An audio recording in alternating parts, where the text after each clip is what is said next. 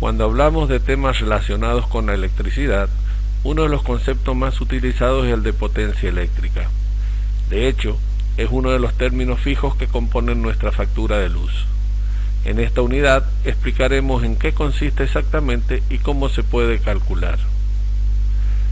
Como definición de potencia podemos decir que es la velocidad por unidad de tiempo al que la energía eléctrica se transfiere en un circuito eléctrico. De forma más sencilla podemos considerar que es la cantidad de energía que consume o genera un elemento en un instante determinado. Una lámpara, por ejemplo, podemos decir que tiene una potencia de 12 vatios y de este modo indicar que cuando está funcionando consume esa cantidad de energía en un tiempo determinado. ¿Cómo calcular la potencia eléctrica? De su definición podemos inferir que la potencia se calcula como la carga eléctrica que pasa en un tiempo limitado a través de una diferencia de potencial. ¿Cómo hacemos para medir potencias que varían? En muchas situaciones donde se utiliza la energía eléctrica, el uso varía con el tiempo. El uso típico de la electricidad en una casa es un ejemplo de ello. Esto se aprecia en la siguiente figura. Observemos un uso mínimo durante el día en donde los habitantes de dicho inmueble generalmente no están en casa, y de un periodo de mayor uso durante la noche cuando necesitan iluminación y otros usos. Al menos hay tres formas en las que se expresa la potencia que son relevantes aquí: potencia instantánea, potencia media y potencia pico. La potencia instantánea es la potencia medida en un instante dado de tiempo. Si tenemos en cuenta la ecuación de la potencia que depende del tiempo, P igual a la variación de la energía sobre la variación del tiempo, delta E sobre delta T, entonces esta es la medición que se obtiene cuando delta T es extremadamente pequeño. Cuando se habla de valores instantáneos, se escribe con letra minúscula, por ello que la potencia instantánea está dada por el producto de la tensión y corriente instantánea. La potencia media es la potencia medida durante un largo periodo de tiempo, es decir, cuando la ecuación de la potencia delta T es mayor. Una manera de calcular es encontrar el área bajo la curva de una gráfica de potencias versus el tiempo y dividirla en el tiempo total. Esto se hace mejor con cálculos como veremos a continuación. Por último, la potencia pico es el valor máximo que puede tener la potencia instantánea en un sistema en particular durante un largo periodo de tiempo. Los equipos de sonido son ejemplos de sistemas que tienen la capacidad para entregar una potencia pico mucho mayor que su potencia media. Sin embargo, a menudo solo es posible mantener esta potencia por un corto plazo sin generar algún tipo de daño. Comenzaremos con el estudio de la potencia que se desarrolla en una resistencia. Como se vio, la potencia instantánea es el producto de la tensión instantánea por la corriente instantánea. Como esto no nos da mucha información, buscaremos la potencia media que se desarrolla durante un periodo.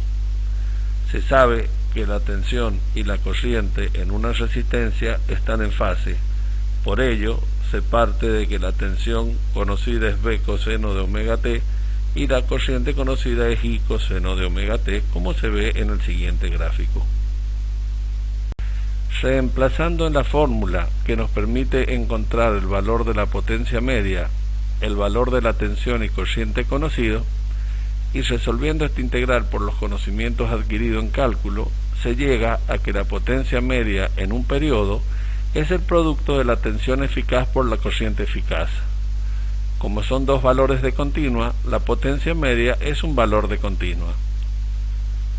En el gráfico se puede ver que la tensión y corriente están en fase. Por ello, cada vez que ambas sean cero, su producto, que es la potencia instantánea, también será cero. En el semiperiodo en que ambas sean positivos, su producto también lo serán, y cuando ambas sean negativas, su producto será positivo. Por ello, la gráfica de la potencia instantánea está dada por, como es una función positiva en todo su dominio, siempre tendrá un valor medio dado por. Encontraremos ahora la potencia que se desarrolla en una bobina.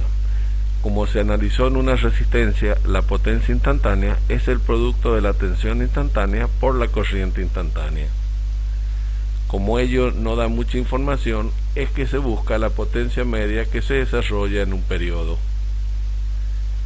El valor de la tensión instantánea está dada por B pico coseno de omega t, y como se estudió en la unidad anterior, la corriente atrasa 90 grados con respecto a ella, por lo que la corriente es I pico seno de omega t.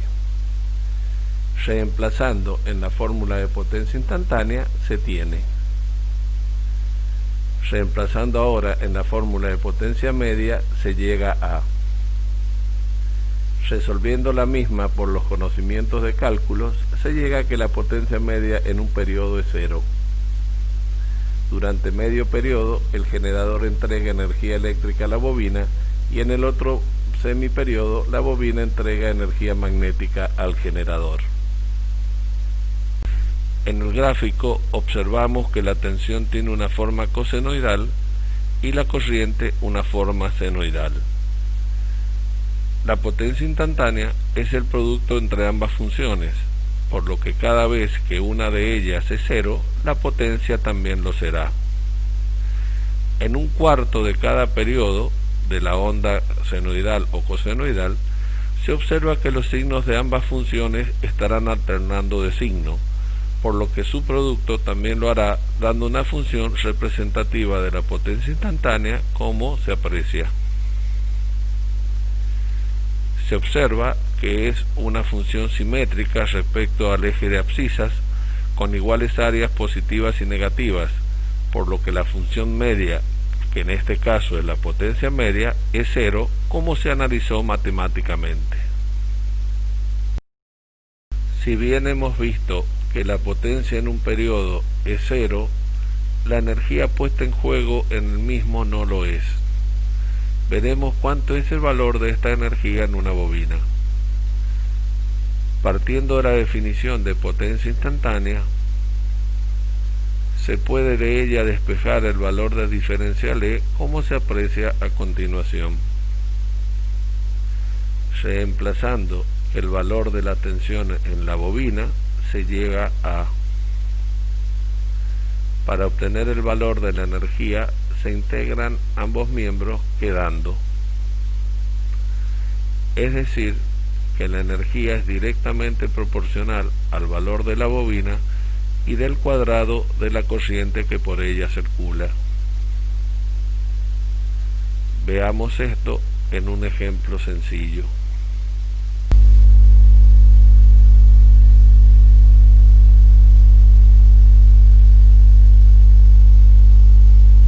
Ahora haremos el estudio de la potencia en un capacitor. El estudio es exactamente el mismo que se hizo para una bobina. La única diferencia está en que la tensión en el capacitor atrasa 90 grados con respecto a la corriente, de ahí el signo negativo. La integral que queda es exactamente la misma, a menos del signo menos, entonces su resultado, como se vio, es 0. Es decir, que también la potencia media en un capacitor en un periodo es 0. Durante medio periodo, el generador entrega energía eléctrica al capacitor y en el otro medio periodo es el capacitor el que le devuelve energía eléctrica al generador. El gráfico es muy similar al que vimos para bobina, sino que solamente acá la tensión, al ser una tensión que atrasa 90 grados con respecto a la corriente, aparece una tensión negativa, por eso que comienza desde abajo. Todo lo demás es lo mismo. Cada vez que alguna de las funciones pasa por 0, la potencia instantánea será 0, y según el cuarto de cuadrante, los signos que tengan la función seno y coseno será el signo de lo que tenga la potencia instantánea. De lo visto antes y desde lo visto ahora, es una función simétrica con respecto al eje de las abscisas, por ello su potencia media valdrá 0. Ya sabemos que la potencia en un periodo, al igual que en una bobina, es 0. La energía puesta en juego en el capacitor no lo es. Veremos cuánto es su valor. Partiendo como antes de la definición de potencia instantánea, se puede de ella despejar el valor de diferencial E, como se aprecia a continuación. Conociendo también cuál es la fórmula de la tensión en los extremos de un capacitor, podemos despejar el valor de la corriente por el mismo. Reemplazando este valor en la fórmula de diferencial E, llegamos a lo siguiente. Para obtener el valor de la energía se integra quedando. Es decir, que la energía es directamente proporcional al valor de la capacidad y del cuadrado de la tensión que hay entre sus placas. Veremos ahora cómo es la potencia en un circuito RLC, tanto serie o paralelo. Cuando por un circuito de estas características circula una cierta corriente, hay un cierto desfasaje entre la tensión y la corriente. A este desfasaje lo vamos a llamar phi. Entonces, partiendo de que la corriente es conocida y coseno de omega t, la tensión será B coseno de omega t más o menos phi, según si está en adelanto o en atraso. Luego, como hacíamos anteriormente, encontramos la potencia instantánea reemplazando estos valores. Después encontramos la potencia media y llegamos a algo que es muy importante, que es la potencia media en un circuito RLC. Este valor de B eficaz por I eficaz por el coseno de phi es la potencia activa del circuito. La potencia activa representa en realidad la potencia útil, también es conocida como potencia absorbida. Es la energía que realmente se aprovecha cuando ponemos a funcionar un equipo eléctrico y realiza algún trabajo. Generalmente los diferentes dispositivos las convierten en otra forma de energía, como la mecánica. Por ejemplo, la energía que entrega el eje de un motor cuando se pone en movimiento algún mecanismo. O la del calor, que es la que proporciona la resistencia de un calentador eléctrico, o en artefactos como estufas eléctricas. O en lumínica, como la luz que proporciona una lámpara, etc.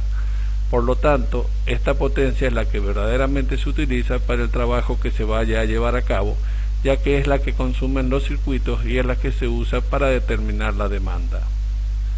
La potencia reactiva es la que consumen los motores, transformadores y todo tipo de dispositivos o aparatos eléctricos que posean algún tipo de bobina o enrollado para crear un campo electromagnético. Esto no es una potencia que consuma realmente energía porque no se produce en trabajo útil. Es asociada y necesaria en los campos eléctricos que poseen los motores y transformadores, que están conformados por bobinas y condensadores que pertenecen a alguna instalación eléctrica.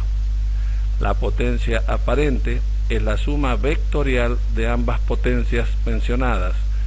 Realmente es la potencia que el distribuidor de energía eléctrica nos proporciona a nuestra casa, fábrica, oficina o cualquier otro lugar donde se necesita a través de una red de distribución de corriente alterna. La empresa prestataria de energía eléctrica proporciona a nuestra casa, fábrica, hospital, etc. la potencia aparente y cobra solamente la potencia activa. La potencia reactiva no la cobra, por lo que el ángulo de desfasaje le conviene que sea lo menor posible. De esta manera estaría cobrando toda o casi toda la potencia que entrega la carga.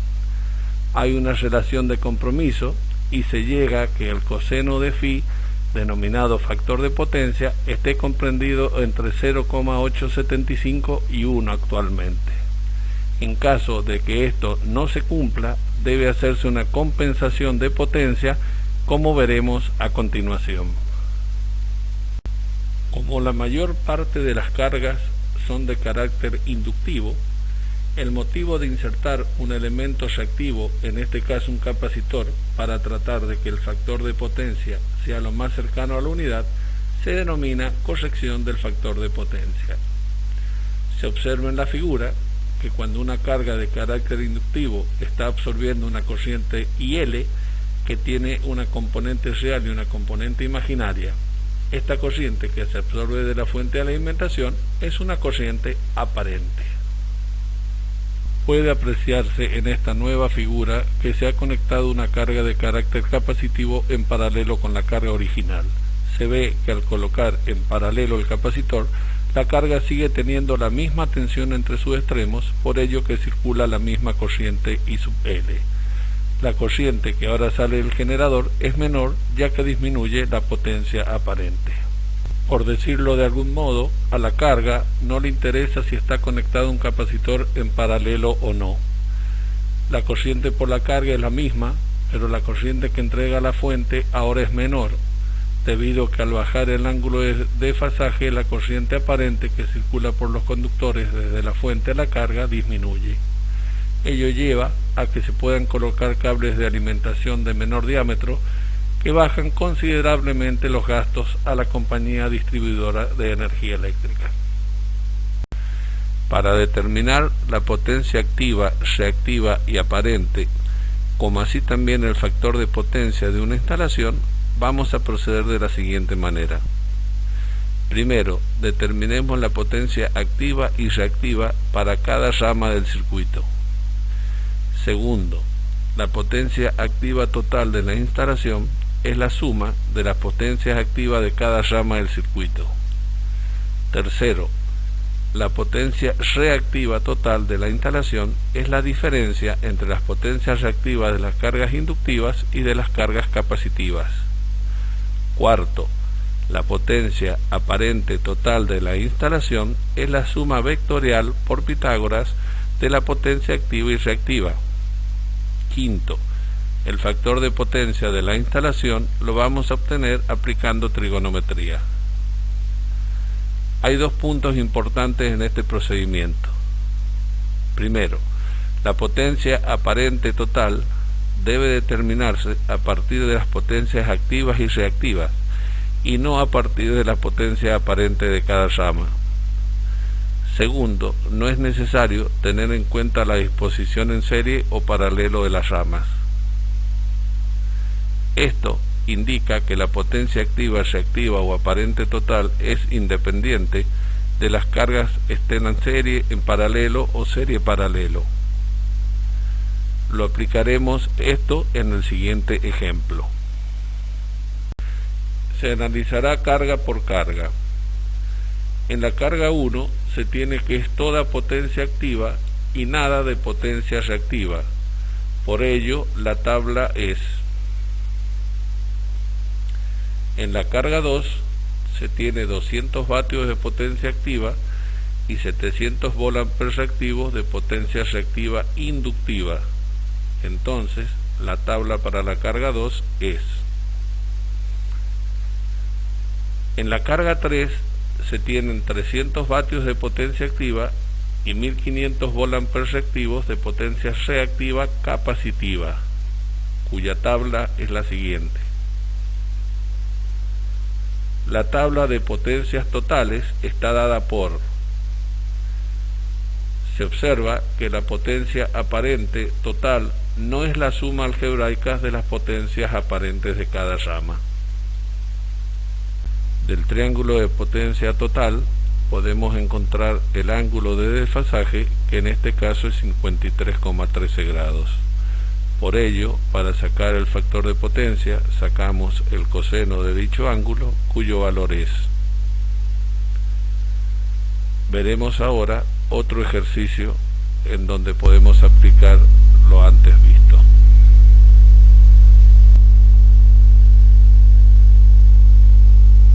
El procedimiento para la carga 1 es similar al del ejercicio anterior.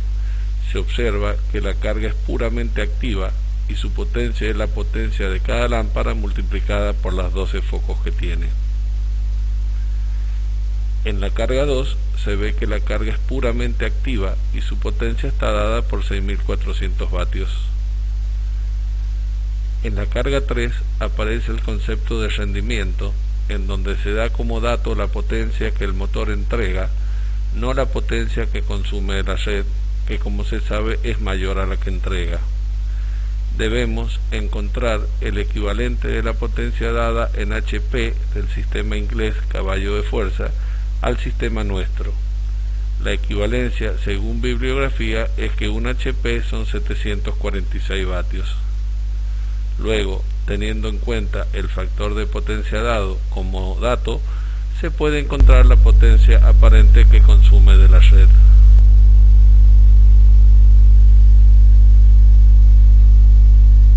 Con la potencia aparente y la potencia activa, podemos encontrar la potencia reactiva de la siguiente manera.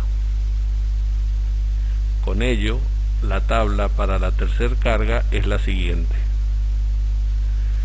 En la cuarta carga se dan los datos en forma de los componentes que la forman. Al ser la rama de carácter capacitivo, se puede encontrar la corriente que circula aplicando la ley de Ohm de la siguiente forma. Encontramos el módulo de esta corriente porque nos hace falta para luego encontrar el valor de las potencias activa y reactiva en esta rama.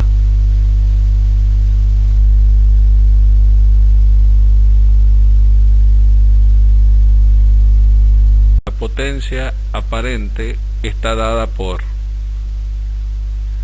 Para encontrar el ángulo de desfasaje, aplicamos trigonometría.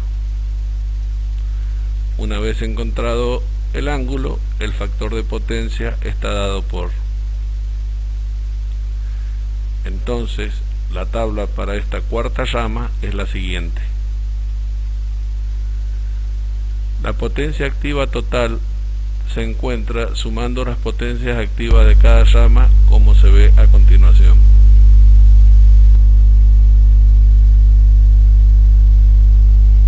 El diagrama de potencias de todo el circuito es el siguiente.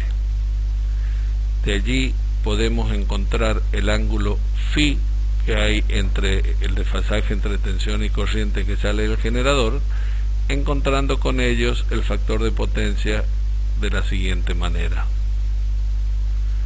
Con esto, la tabla que representa al circuito total está dada por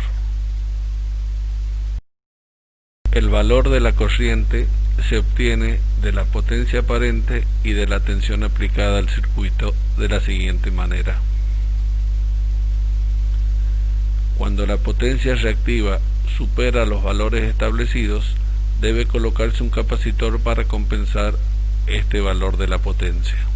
En este caso, como se ve, el factor de potencia está dentro de los valores establecidos, por ello no hace falta ningún capacitor para compensar la potencia reactiva. Acá dejamos un ejercicio para que pongan en práctica sus conocimientos. También dejamos los resultados. En caso de que no lleguen a ello, se verá en consulta.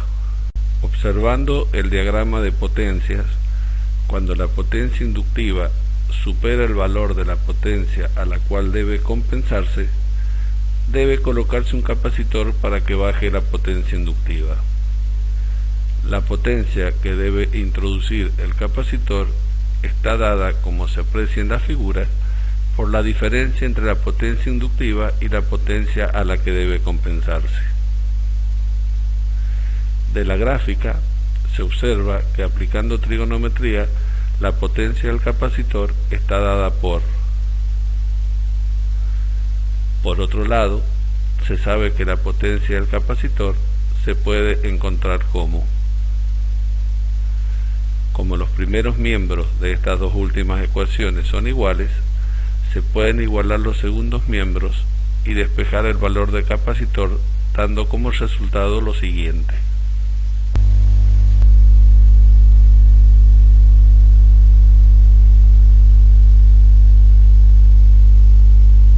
En un ejercicio aplicaremos lo visto. Dan como dato que la potencia activa es medio HP, que según ya vimos hay que transformarlos a vatios.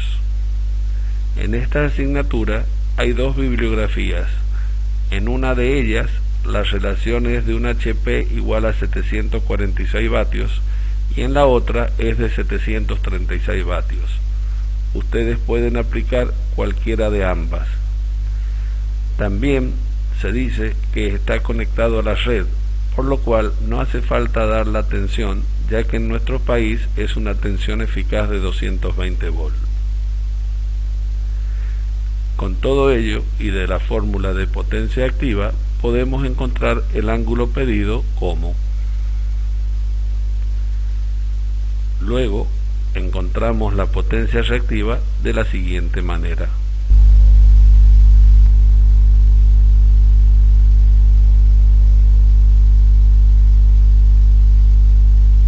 Veamos ahora un segundo ejercicio. Para los motores de inducción, la potencia aparente está dada por los 20 kVA y tienen un factor de potencia de 0,7.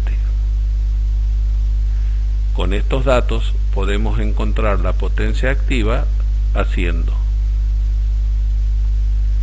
el ángulo de desfasaje de cada motor se encuentra como la potencia reactiva del motor, entonces está dada por el triángulo de potencia para el sistema completo es el siguiente. Lo primero que hay que hacer para construir el triángulo de potencia es colocar las potencias activas tanto de la calefacción como de los motores.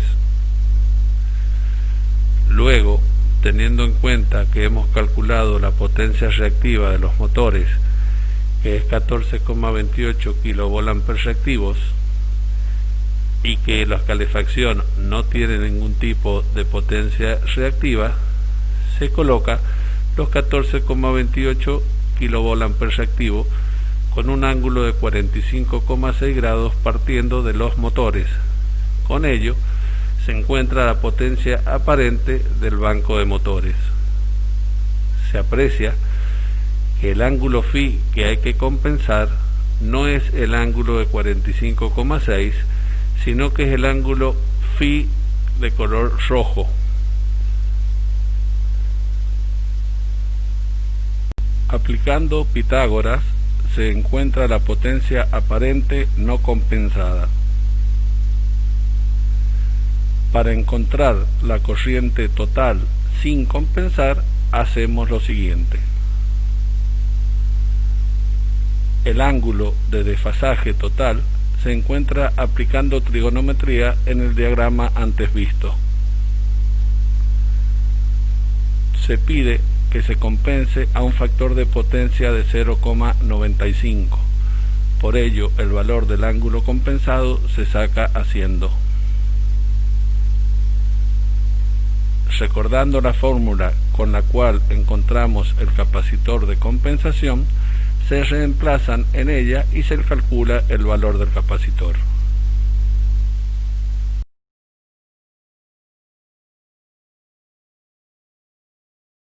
El nuevo valor de la potencia aparente, es decir, una vez que se ha compensado, está dado por. Con esta encontramos el valor de la corriente compensada de la siguiente manera. Como era de suponer, la corriente que entrega la fuente, es decir, la compañía distribuidora de energía eléctrica, es menor cuando la línea está compensada. Por ello, los costos que tiene la compañía son menores. Sigamos practicando con un nuevo ejercicio. Se ve que en el ejercicio dan la potencia activa de medio HP, por lo cual nosotros lo transformamos en potencia en vatios de la siguiente manera. También dan el factor de potencia de este motor, por lo cual encontramos el ángulo de desfasaje del motor. Con ello se puede ya encontrar la potencia reactiva del motor de la siguiente manera.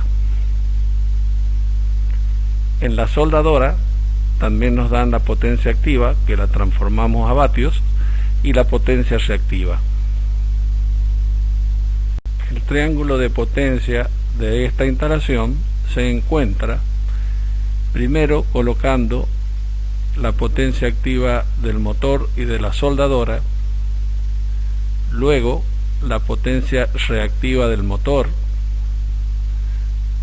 a continuación la potencia reactiva de la soldadora y encontrando la potencia aparente de la instalación, por lo que el factor de potencia está dado por: se pide corregir a un factor de potencia de 0.975. Esto se hace encontrando el ángulo al cual hay que compensar. Luego se reemplaza en la fórmula del capacitor, dando por resultado un capacitor de el siguiente valor.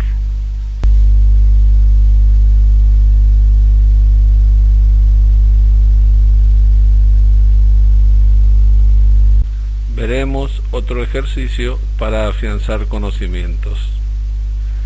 Al dar como dato la potencia aparente y decirnos que está conectada a la red de alimentación, podemos encontrar fácilmente el valor de la corriente aparente eficaz que consume el motor de la siguiente manera. Aplicando la ley de Ohm, podemos obtener la impedancia que presenta el motor al paso de esta corriente. Conociendo la impedancia, podemos despejar de esta fórmula el valor de la reactancia inductiva del motor.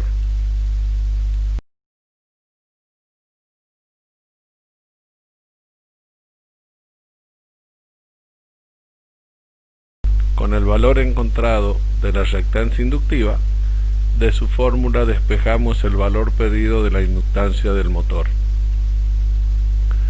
Aplicando trigonometría, podemos encontrar el ángulo de desfasaje entre la tensión y corriente, que nos servirá para obtener el factor de potencia de este motor. Con este factor de potencia podemos calcular la potencia activa pedida y luego expresarla en caballos de fuerza como pide el problema. Para corregir el factor de potencia encontramos el ángulo para compensar de la siguiente manera.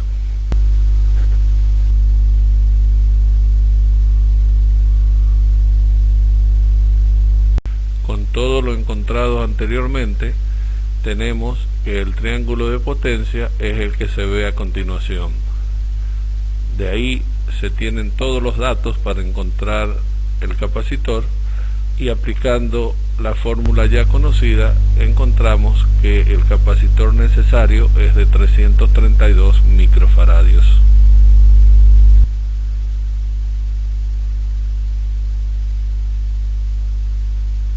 Veremos ahora un nuevo teorema, que es el teorema de la máxima transferencia de potencia. Cuando se conecta un generador a una carga, la impedancia del generador está en serie con la impedancia de la carga. La impedancia en este caso está dada por parte real y parte imaginaria. Como se sabe, dos impedancias en serie se suman. Por ello, la impedancia total es la suma de las partes reales entre sí y las imaginarias entre sí. Para encontrar la potencia máxima en la carga, hay que obtener la corriente por la misma. Para hallar el módulo de esta corriente se tiene: en la carga existirá máxima potencia útil, activa, cuando ésta esté desarrollada sobre la resistencia, no sobre la reactancia.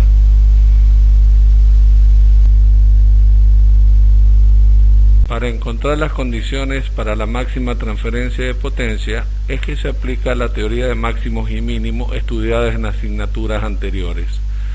Se deriva respecto a RL, ya que, como se ha dicho antes, es la potencia útil. Derivando y haciendo cumplir la técnica de puntos extremos, se llega a que para que exista un máximo debe verificarse que Esto nos dice que para que haya máxima transferencia de potencia a la impedancia de carga, debe verificarse que la parte resistiva de ambas impedancias sean iguales y que además las partes reactivas sean complejas conjugadas. Es decir, si la impedancia del generador es de carácter inductivo, la carga debe ser de carácter capacitivo o viceversa. Se ha llegado a la conclusión de que para que exista máxima transferencia de potencia entre el generador y la carga, la parte resistiva tanto de la impedancia del generador como la impedancia de carga deben ser iguales y las partes reactivas deben ser complejas conjugadas. Entonces cabe hacerse una pregunta: ¿qué sucede en el siguiente problema, en donde la impedancia del generador es puramente resistiva y la impedancia de carga es resistiva capacitiva? Lo que se hace es igualar ambos módulos, y una vez que el módulo de la impedancia del generador, que es 10 ohms, se iguala al módulo de la impedancia de carga, y se juega con estos valores de resistencias para encontrar el valor adecuado de la reactancia de la carga.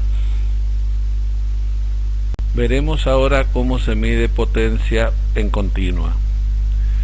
El método para medir la potencia en una resistencia consiste en medir la tensión y la corriente en la resistencia y luego realizar el producto. Por ello, este método se llama método indirecto. Presenta el inconveniente de que los instrumentos no solo leen la variable deseada, sino que en un caso llamada conexión corta, el amperímetro lee la corriente por la carga y la corriente que circula por el voltímetro, que si bien es muy pequeña debido a la gran resistencia del voltímetro, hay un error propio que depende de la calidad del mismo. En el otro caso, llamado conexión larga, es el voltímetro quien lee la tensión que cae en el amperímetro, que también es muy baja dependiendo de la calidad del amperímetro, más la tensión en la resistencia. Se llega a la conclusión de que para que la medición sea lo más exacta posible, los instrumentos de medida deben ser de muy buena calidad. Mientras más ideales sean los instrumentos de medida, menor es el error que habrá que despreciar para medir la potencia en una resistencia. Debido a que en corriente alterna siempre existe un desfasaje entre la tensión y la corriente, ya no es posible encontrar la potencia en la carga a través de un voltímetro y un amperímetro. Para medir la potencia activa o útil, se utiliza un dispositivo conocido como batímetro analógico. El batímetro es un instrumento para medir la potencia eléctrica o tasa de suministro de energía eléctrica en un circuito. El dispositivo consiste en un par de bobinas llamadas bobina de corriente o amperométrica y una bobina móvil llamada bobina de potencial o voltimétrica. Los flujos magnéticos presentes en cada bobina interactúan entre ellos y se demuestra que el desplazamiento de la aguja es proporcional a la potencia activa. La bobina amperométrica se conecta en serie con el circuito, por lo cual circula toda la corriente que pasa por la carga, mientras que la voltimétrica o móvil se conecta en paralelo con la carga. Esta bobina móvil tiene una aguja que se desplaza sobre una escala para indicar la potencia medida. Por ello, ya que este desplazamiento es lineal, la escala de estos instrumentos también es lineal, indicando, según su alcance, la potencia en forma directa. Un batímetro analógico puede ser como lo que se muestran en las figuras. Existe una constante llamada constante de proporcionalidad que se encuentra multiplicando los alcances de tensión y de corriente elegidos dividido en el número de divisiones que tiene la escala. Luego, el valor de la potencia se obtiene multiplicando este valor de la constante por el número de divisiones que se ha desplazado la aguja en la escala. Esto lo veremos en un problema. En el siguiente ejercicio veremos un ejemplo de cómo se trabaja con uno de estos batímetros. Como se ve, el batímetro tiene 3 alcances de tensión de 300 volt, 500 volt y 1000 volt y 2 alcances de corriente de 5 amperes y 10 amperes. Se elige para este caso en el alcance de tensión 500 volt y en el alcance de corriente 5 amperes.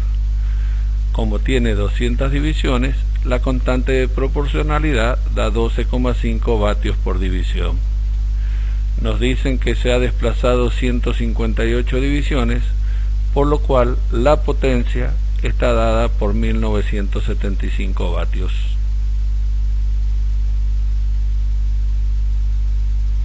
Con el avance de la tecnología, hoy se encuentran instrumentos digitales que no solamente proporcionan la potencia activa, sino que proporcionan la potencia aparente, la potencia reactiva, el coseno de phi, en fin, según las posibilidades que los da el fabricante.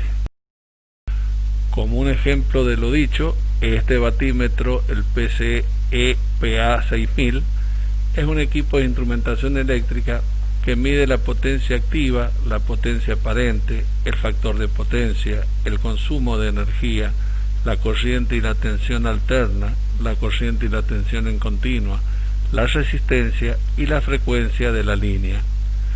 En la pantalla de fácil lectura se proporcionan los diversos resultados al mismo tiempo, como ser la potencia activa en vatio, el coseno, etcétera, según la necesidad y lo que se quiera medir. Un sistema trifásico es un sistema que está constituido por 3 bobinas que están geométricamente separadas 120 grados entre sí, por lo cual generan 3 tensiones desfasadas 120 grados entre ellas. Cuando la amplitud de cada onda de tensión es igual, se denomina equilibrado en tensión. Ocurre lo mismo si es en corriente. El sistema trifásico puede tener 2 tipos de conexiones, una que se llama de 4 conductores o estrella y la otra que se llama de 3 conductores o triángulo. En la distribución de energía eléctrica domiciliaria es de tipo de 4 conductores, en donde 3 de ellos se denominan vivos y al cuarto se denomina neutro, que es por donde retorna la corriente al generador. La corriente por cada bobinado se llama corriente de fase y se ve que se cumple que la corriente de fase es igual a la corriente de línea en una conexión tipo estrella. Analizaremos qué sucede cuando un generador está sometido a 3 cargas idénticas. Esto quiere decir que la tensión y la corriente en cada carga es exactamente la misma.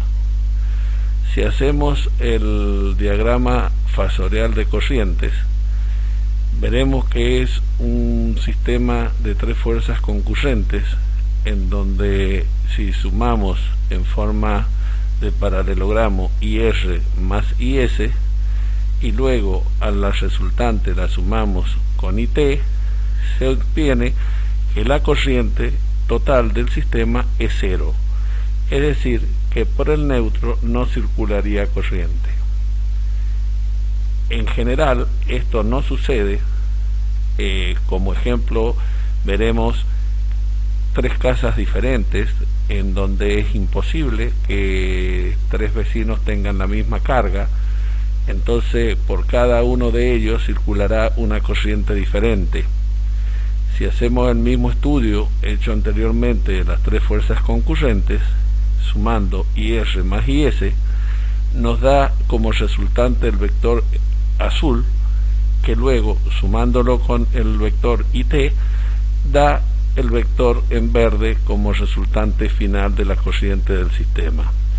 Es decir, que cuando la carga no está equilibrada, que es lo que generalmente sucede, por el neutro circula una corriente. Se ve y se aprecia que siempre la corriente del neutro es más chica que la corriente de la línea. En este caso no lo es con respecto a IT, pero sí lo es con respecto a IR, y el cálculo del tendido de línea se hace con respecto a la mayor corriente. Por ello es que se dice que por el conductor neutro siempre circula menos corriente, por lo cual se puede colocar un conductor de menor sección, con lo cual también ahorra precio y peso en el conductor. En el esquema de 4 conductores o estrella se puede ver que la corriente que circula por la bobina llamada de fase es la misma que la corriente que circula por la línea, por lo que no así sucede con las tensiones. Se demuestra, y está demostrado en el desarrollo completo de la unidad, que la relación entre la tensión de línea y la tensión de fase está dada por encontrando la potencia en una fase y multiplicándola por 3 para un sistema equilibrado en tensión y corriente, queda de la siguiente manera. Reemplazando lo anterior tenemos, racionalizando se llega a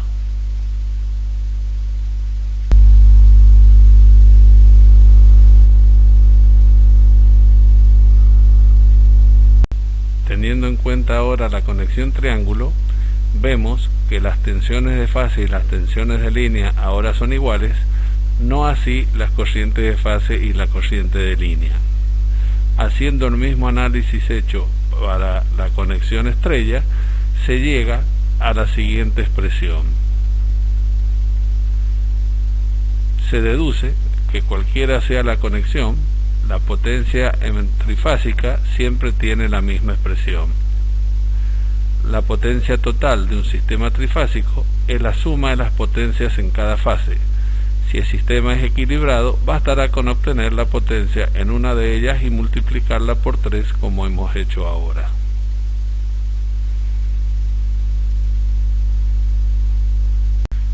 Veremos cómo es la medición de potencia para un sistema equilibrado en tensión y corriente. En este caso, se mide la potencia en una sola de sus fases con un batímetro y luego se multiplica por 3 para obtener la potencia total. Si el sistema es de 4 conductores, conexión estrella, se mide una fase respecto al neutro. Si el sistema es de 3 conductores, conexión triángulo, debe referirse la medición a un punto común determinado por 2 resistencias que deben ser idénticas al valor de la resistencia de la bobina de tensión que posee el batímetro. Para cualquiera de ambos casos, la potencia total está dada por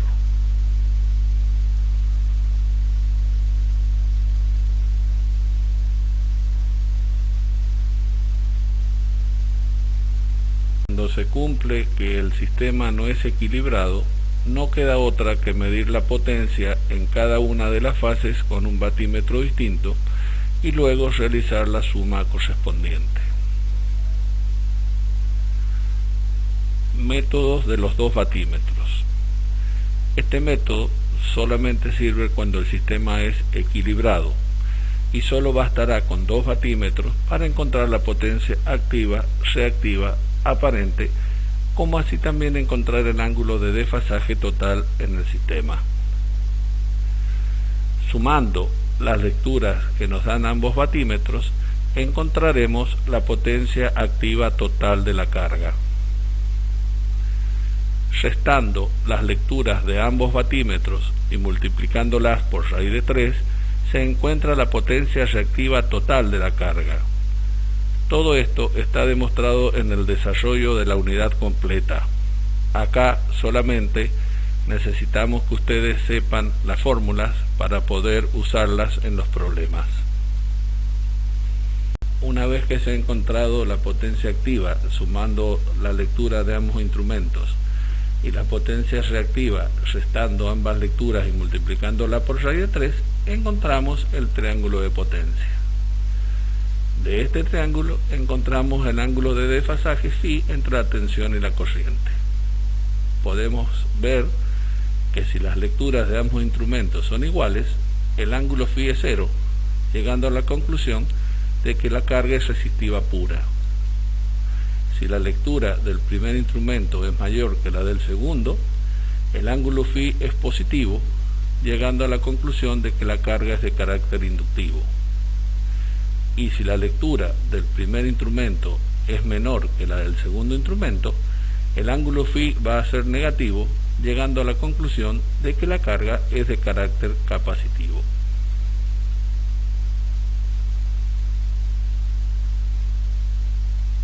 Un contador de energía no es otra cosa que un medidor de energía con un sistema de medición que registra la potencia en un determinado intervalo de tiempo. Generalmente la indicación está dada en kilovatios horas, es decir, que registra por hora la potencia consumida. Básicamente consta de dos electroimanes conectados como se aprecia en la figura, uno a la tensión de línea y el otro en serie con la carga a medir. El electroimán, bobina de tensión, conectado en paralelo con la carga, generará un flujo magnético variable proporcional a la tensión. El electroimán, el que está en serie, bobina de corriente, proporcionará otro flujo magnético variable proporcional a la corriente que lo atraviesa.